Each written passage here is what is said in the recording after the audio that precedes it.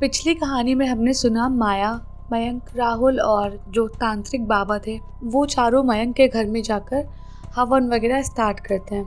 अब जब हवन स्टार्ट करते हैं और बाबा जी एक गोल घेरा बनाते हैं जिसमें इन सबको खड़े रहने को बोलते हैं। उसके अलावा बाबा जी एक घेरा और बनाने लगते हैं जहाँ पे वो आत्मा जब चीख रही थी उसको बुला के उसमें खड़ा करने की कोशिश करते हैं। और वो आत्मा उन मंत्रों से इतना परेशान हो रही थी कि उसकी प्रेजेंस वहाँ पे सबको फील हो रही थी, लेकिन वो बस सामने नहीं आ रही थी क्योंकि उसको उन हवन से और मंत्रों से बहुत डर लग रहा था।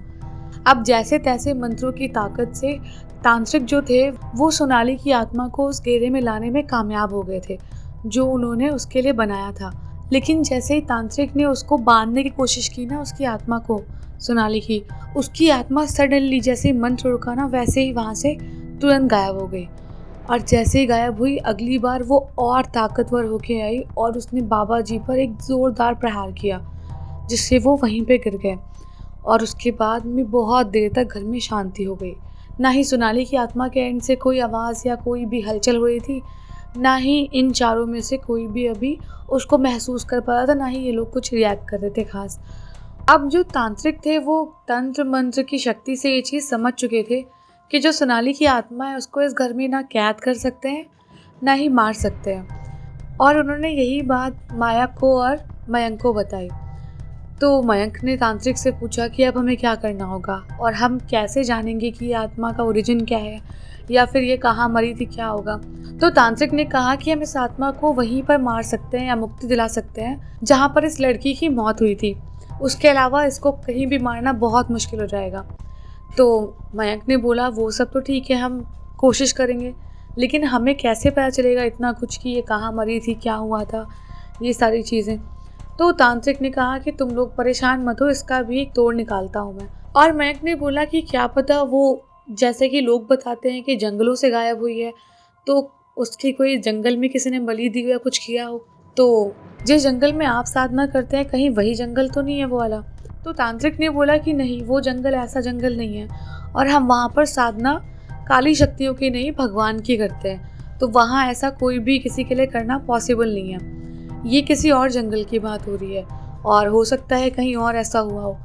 तो मयंक ने बोला और कहाँ हो सकता है। तो मयंक को उसी बीच में याद आया कि जो सोनाली का घर है उसके थोड़ी दूर जाके भी वहाँ पे से एक जंगल स्टार्ट होता है, तो क्या पता उस जंगल की बात हो। तो मयंक ने बोला कि क्या हम वहाँ चल के एक बार पूछें आसपास के लोगों से, या उन्होंने कुछ ऐसा महसूस किया वो पूछें। तो तांत्रिक ने बोला कि हाँ, हम वहीं चलते हैं। तो अब तांत्रिक, माया, मयंक और जो साथ में राहुल था ना, ये चारों चलने लग गए उस जंगल की तरफ। अब ये जंगल की तरफ जैसे जैसे बढ़ रहे थे बहुत तेज़ तेज़ से हवाएं चल रही थी, बहुत तेज़, जैसे कोई आंधी सी आ रही हो, बहुत भयंकर।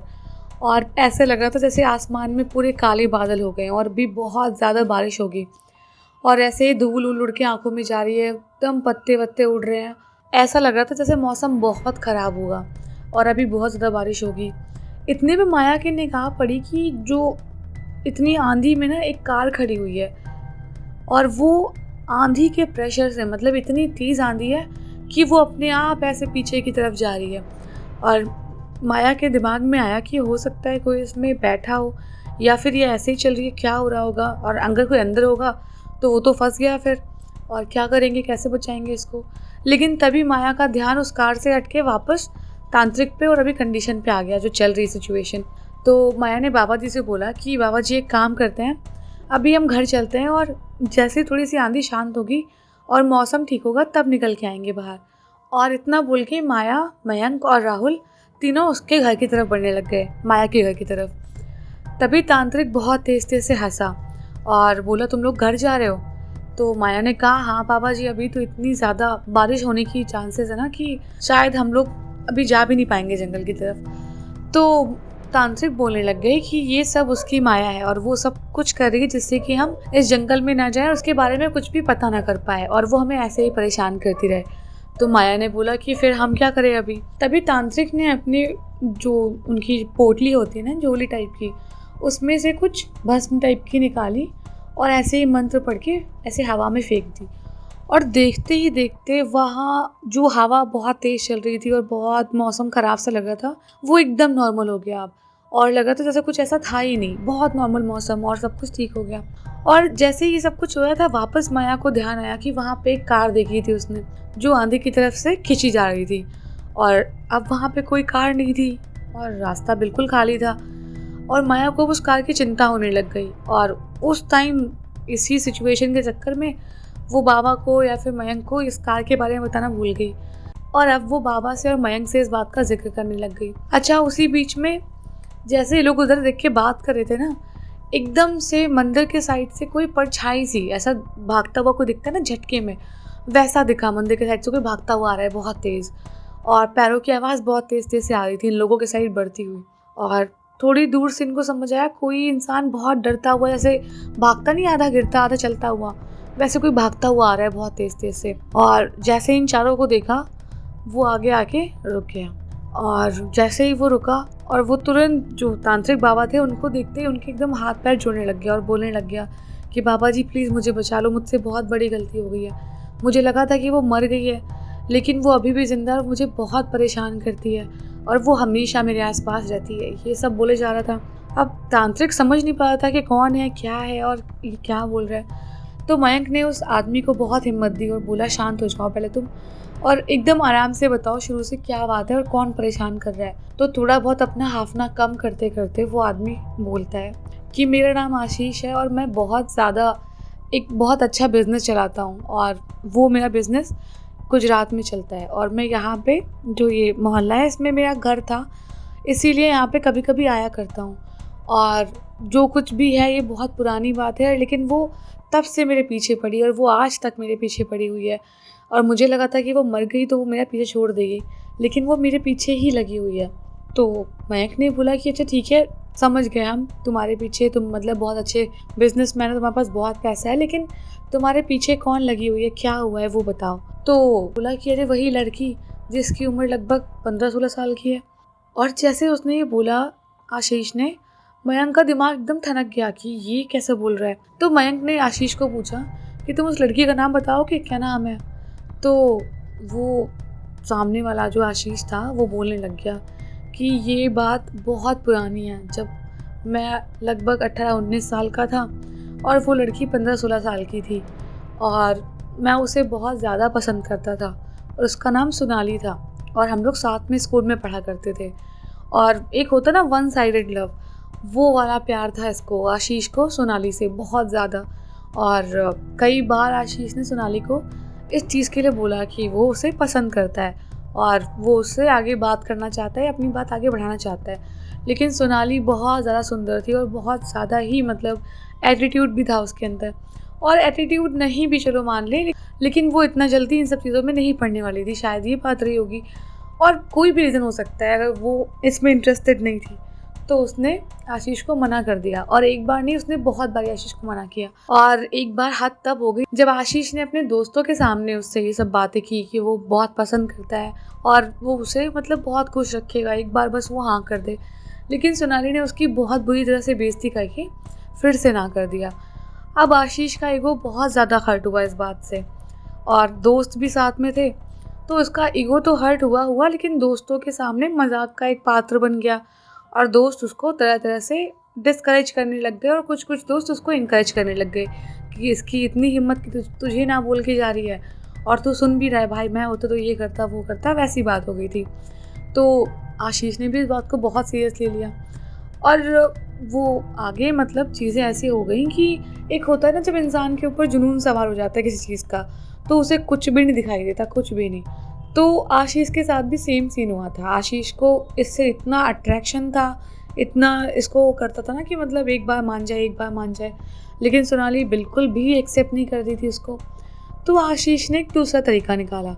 आशीष ने एक तांत्रिक को कांटेक्ट किया और उससे बातचीत की, और उसको बोला कि मैं एक लड़की को इतना पसंद करता हूँ और वो हमेशा मुझे मना कर देती है, और मेरे अंदर कोई भी कमी नहीं है, कुछ भी नहीं है, फिर भी वो मेरे साथ नहीं रहना चाहती, मुझसे कुछ भी उसका अट्रैक्शन नहीं है। तो क्या आप कुछ ऐसा तंत्र मंत्र कर सकते हो कि वो मुझे पसंद करने लग जाए। अब आशीष का ये टीन एज का भोलापन कह लो, भोलापन तो क्या नहीं कह सकते इसको, एक मतलब ढीठपना जो था उसके अंदर कि लड़की मना कर रही है, फिर भी बदतमीज़ों की तरह पीछे पड़ के उससे अपना मतलब सब कुछ जो भी उसका था, बाई हुक और बाई क्रुक, उसे बस उससे हाँ कहलवानी थी। तो वो इतना नीचे उतर गया कि उसने तांत्रिक का सहारा लिया। लेकिन बात ये भी थी कि तांत्रिक किसी और फिराक में था और तांत्रिक चाहता था कि उस टाइम उसको कोई सी भी एक लड़की मिले जो प्योर हो और वो उसके थ्रू अपनी सिद्धियां पा सके। तो तांत्रिक ने आशीष को घुमा दिया और बोला कि बिल्कुल ऐसा तरीका है और तुम लोग एक काम करो, उस लड़की को अगर जंगल में जो भी तुम्हें ठीक लगता है वहाँ पे लेके आओगे और तुम मुझे बता देना कौन से जंगल में आओगे, मैं तुम्हें वहीं मिलूँगा और हम उसके ऊपर कुछ तंत्र मंत्र करके उसको तुम्हारे वश में कर देंगे।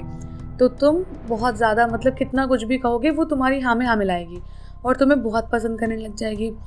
अब ये तो वही बात हो गई, आशीष को जो चाहिए था मिल रहा था, तो उसको उस टाइम इतना समझ में भी नहीं आया कि वो कितना बड़ा पाप कर रहा है और वो उस चीज़ के लिए हाँ कर गया तांत्रिक को। अब उसने जैसे तैसे करके जो सोनाली थी उसको जैसे तैसे करके अपने दोस्तों की मदद से जंगल में ले जाना अपना सक्सेसफुल हो गया उसका मिशन। उसको जंगल में ले गया तांत्रिक के पास और तांत्रिक ने उसके ऐसे सर पे ऐसे बड़ा सा टीका लगाया और थोड़े बहुत मंत्र बोलने स्टार्ट किए और चीज़ें करने शुरू कर दी। और अब जो क्रियाएं वो कर रहा था तांत्रिक, उसे देख के जो ये आशीष था उसके साथ में दोस्त जो थे उसके, वो बहुत डर रहे थे कि ये सब क्या हो रहा है। मतलब उनके लिए भी ये पहली बार था इतना कुछ बुरा देखना और इतना जादू टोना टाइप की चीज़ें देखना। अब वो धीरे धीरे इस चीज़ से पीछे हट रहे थे। लेकिन जैसे ही आशीष उस लड़की को देखता और वो लड़की सोनाली जब इसको गुस्से में देख रही होती कि वो कहाँ फंसा रहा है उसको, तो आशीष की नफरत और बढ़ जाती और वो कदम पीछे खींच लेता कि नहीं नहीं ठीक हो रहा है इसके साथ जो हो रहा है, कोई बात नहीं चलने दो। तो वो सारी चीज़ें होते होते अब तांत्रिक ने इनको एक नया लालच दे दिया। बोला कि तुम लोग क्या लाइफ टाइम चाहते हो कि तुम्हें बहुत खुशी हो और बहुत पैसा हो तुम्हारे पास, इतना पैसा कि तुम मतलब कोई भी चीज़ चाहो और तुम्हारी हो वो, और तुम्हें कुछ नहीं सोचना पड़ेगा उसके बारे में। और उसने ऐसी 4-5 बातें ऐसे अपने बढ़िया ऑफ़र बताए और ये लोग कई बार इंसान के दिमाग में जो होता है ना लालच चढ़ जाता है, उसके आगे वो कुछ नहीं देखता। तो इनकी एक एज भी थी जिस टाइम ये बहक सकते थे और वही हुआ, इनको उसने बोला और ये बातों में आ गए और उस लड़की के थ्रू उस तांत्रिक ने सिद्धि प्राप्त करनी चाहिए और वो लड़की ने अपनी जान गंवा दी वहाँ पे और ये लोग वहाँ से अपनी शक्ल लेके वापस आ गए।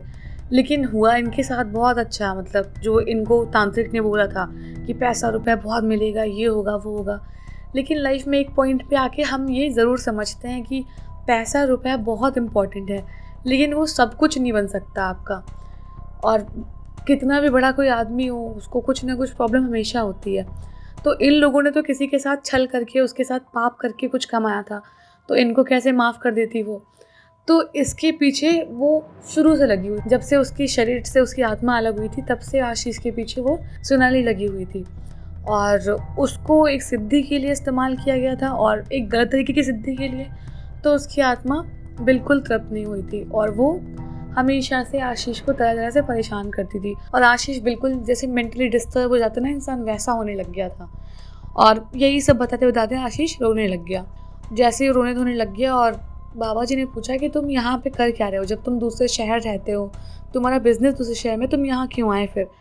तो आशीष ने बताया कि उसकी माँ की कंडीशन बहुत ज़्यादा सीरियस है और वो अभी एडमिट है हॉस्पिटल में और कुछ टाइम बाद वो लोग उसको घर पे लेके आएंगे और वो उनका ध्यान रखने के लिए यहाँ पे आया हुआ है। तो बाबा जी ने बोला ठीक है, क्या तुम हमें उसके बारे में और बता सकते हो, सोनाली के बारे में, जो तुम्हारे पास इन्फॉर्मेशन हो। तो आशीष ने बोला कि आप हमारे घर चलेंगे कुछ टाइम बाद, तो मैं आपको इसको और अच्छे से एक्सप्लेन कर पाऊँगा और आपको जितना मुझे पता होगा सब बता दूँगा, शायद आपकी कुछ हेल्प हो सके। तो बाबा जी ने और मयंक ने, माया ने, सब ने हाँ में सर हिलाया और ये लोग अपना आशीष का माइंड ठीक होने का और उसके घर जाने का वेट करने लग गए। अब आगे स्टोरी में क्या होगा ये जानेंगे इसके नेक्स्ट पार्ट में। तब तक के लिए वीडियो को लाइक कर देना और कमेंट करके बताना स्टोरी कैसी लगती है और सब्सक्राइब तो देखो यार कुछ सेकंड्स में हो जाता है, फटाफट कर दो और नोटिफिकेशन बेल ऑन कर लेना।